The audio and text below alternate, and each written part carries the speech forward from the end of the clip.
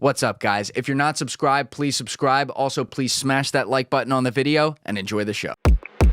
We haven't really talked about your Navy SEAL time today, and I know like you did a great podcast with Pomp on that, but you had said you got in. I think we covered you got in July 2001.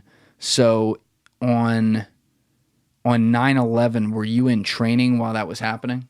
So when 9/11 happened, I had just graduated boot camp, and I had a hernia surgery, and I was supposed to fly home that day on recovery. And so I guess I was in training, but it wasn't SEAL training yet. So then from there, I went to an A school, which is basically, in my time when, if you wanted to join the Navy and become a SEAL, it was almost like an advertising thing. It was, hey, nobody makes it through this pipeline, but let's advertise the shit out of it, because all the people that quit, we will put them in jobs that we have a shortage in. So you would have to pick one of those jobs that there was a shortage in the Navy before you actually went to BUD/S. So I picked one of those jobs, went through that course, and then got to BUD/S and made it through, went to the SEAL team. How long is that process, like, approximately? It can be... Like, to get to BUD/S? To get to BUD/S? Yeah. Like, how long? It can be pretty quick. You could probably get there in 3 months. Oh, shit. Yeah. That's not that long. Yeah. But, like, when 9/11 happens, because you said you were going to be going home that day or something, but, like, did that change something in you? Obviously, you had committed, you wanted to do this before 9/11 happened, so, like, you were already, obviously, like, wanted to represent the country and stuff like that, but did that, like, flip a switch in you at all? Oh, yeah, definitely. I mean, it didn't hit me to the fullest extent. I mean, I was only 18, you know what I mean? Right. So, I was still just an 18-year-old kid, but what it did do is... I knew. I was like, all right, we're going to war. So then you go into BUD/S a few months later. How long is BUD/S training? If you make it through with no hiccups, 6 months. And it's like just 6 grueling, intense months of nonstop physical, like, how much trauma can you take? Not all of it. About the first, it's broken up into 3 different phases. You have first phase, which is what you're talking about. Then you have second phase, which is kind of what you're talking about, but that's dive phase. First phase is Hell Week and all that kind of shit, where it's horrible. So you got Hell Week, first phase. Then you've got dive phase, which is, it can be just as bad, but it's not all the time. There's some classroom. You actually have to learn how to dive and and do open circuit. Then you move into rebreather. Rebreather is where you don't have any bubbles, so you can't be detected. You learn how to plant bombs on ships, all that kind of stuff. And then you move into land warfare, demolition, and that's when you really start learning how to do demo, make bombs, use C4, use Bangalore torpedoes, TNT, data sheet, all kinds of explosives, and kind of like, I would say, basic infantry tactics. Then after you get through BUD/S, then you go to jump school, learn how to jump out of planes. Then after you get done with that, then you go to SQT, that's SEAL qualification training. SEAL qualification training is kind of when they actually turn you in. They know you have the guts that it takes to do the job, and so this is kind of like perfecting you and turning you into a special operator. Then when you get through SQT, then you show up to the team. If you show up at the team at the beginning of the cycle, then you got about another 1.5 years of training before you go out the door. What do you mean beginning of the cycle? So when I was in, I don't know what they're doing now. I think they've shortened the cycle, but they would have 6 months of this thing called ProDev, professional development. So that would be when you're going to individual schools, individual specialties. So you might go to a breacher's course and learn how to blow doors and shit, make entry into buildings, houses, targets, whatever. sniper school, that thing I was telling you about with the MI6, that would be in there. Communication school, JTAC school. JTAC's where you're talking to fast A-10s, F-18s, stuff like that, dropping ordnance, dropping bombs. You go out to Nevada and do that stuff. All these kind of schools, right? That would be pro dev, professional development. Then you go into your workup. Your workup is when you work as a team. You kind of meet everybody in your platoon, or they call them troops now, squadron, whatever you want to call it, and you start working with your team, and everything starts getting put together. So you guys are running. It's train up. But you're doing a lot of that kind of stuff that I was talking to you about, that the CIA is kind of like checking the box to see if you can perform it. That's where you learn all these where you really learn these skills and learn your team, how they move. They learn how you move, and you basically become one, with your team. And that is everything from land warfare to CQB to mount, which is like fighting in cities.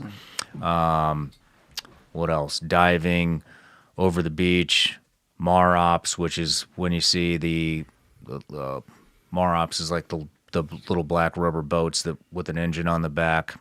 That's that stuff. How to navigate an open ocean, air ops, more jumping, fast roping out of helicopters, and then you move into. I think they called it SIT. I can't remember what they called it, and I don't remember what it stood for. But that's when you start working with other counterparts that you might be deploying with. So the SEAL team or your SEAL platoon that you're working with, you might be working with another team. Like the teams are broken up. You got West Coast teams, you got East Coast teams. Those teams can mirror each other. Where do the numbers come in? That's what has always confused me. You're the first Navy SEAL I've had on here. But like when we hear SEAL Team 2, SEAL Team 6, SEAL Team 7. So all the odd number teams are on the West Coast out of San Diego. All the even number teams are out of Virginia. Is there any difference in specialties that they do as far as like, I mean, at least when I've talked with SEALs in the past, obviously off camera, like it sounds like some team is like more senior than another team. Like the two that I hear, maybe I'm totally off on this, are like SEAL Teams 2 and 6 are like the prestigious ones. Is that a real thing, or is it totally just based on the coasts? So the way it used to be broken down was each team had an area of operation. So Team 2 was Europe. Team 4 was South America. Team 3 was the Middle East. Team 1, I think, was Southeast Asia. So that's how it was originally broken up. Team 6 was your anti-terrorism team. And so they would be what you would consider the most prestigious, right? Got it. Does that make sense? Is Yes. that a good breakdown? Yeah, that's great. What was the question before that? So you were walking through the whole process, and then how you join in the cycles. You join your platoon. So you may be. So when I was at Team 2, we mirrored Team 3, and so we would work. My platoon with Team 2 would work with a specific platoon in SEAL Team 3 because we might be working together overseas. Or you may be working with a Ranger unit, or you may be working with a Green Beret unit, and you start to get to know all these other teams, that you're going to be working with in theater being in the specific war zone that you're going to be operating in together. And that's where you start working with you start doing like FTXs, which are field training exercises, where you start working with Apaches and you start working with F-18s and A-10s and jumping out of planes and linking up with Green Beret units and linking up with Ranger units, and it's kind of like putting everything together. Everybody gets to know each other and everybody works together before you do it for real.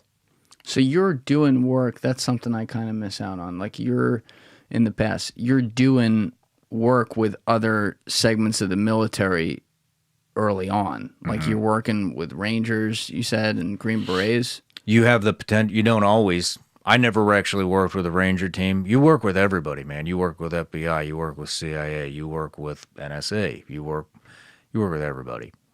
That's interesting. That's not how, like, in pop culture we tend to think about it. But at the same time, like, thinking about when I see, even when I see things in, like, movies, usually they are coming in to, like, cover somebody, and it's not, you know, it's not necessarily, like, another SEAL team. It's, like, Marines on the ground or something like that. Yeah. So that makes sense. But, like, you also, each team has guys who have different specialties. No? So, like, there could be... There's obviously a guy's specialty that you all have to be trained in a specific set of things, like obviously like handling guns, being top tier marksmen, things like that. But you have guys who are snipers, you have guys who are medics, you have guys who are breakers, right? Like at what point do you start to develop your specialty, and like how do you pick that out? Immediately. A lot of times it's picked out for you, and it doesn't follow you throughout the entire duration of your team. So you may be a sniper you may be the lead sniper. I'll just call him the lead sniper, right? You may be the lead sniper for this rotation, meaning from you pick up the school in pro dev, you're the lead sniper in your workup into the last portion, into the deployment, then cycle starts over. Maybe this time they're like, hey, you're going to be a communicator this time. You know what I mean? And then you go to communication school and you learn all the different radios and how to talk to airplanes and helicopters and boats and you name it. You know what I mean? And getting your team's communications all wired, ready to go out on operations and everything. Then maybe after that rotation, they're like, hey, we're going to send you to breacher school. Then you're going to be the lead breacher and you're going to be the lead guy, the lead explosives guy, you know, and it just, the list just goes on and on. Thank you for watching the video, guys. Please hit that subscribe button and check out this clip's full podcast episode by clicking here or in the description below.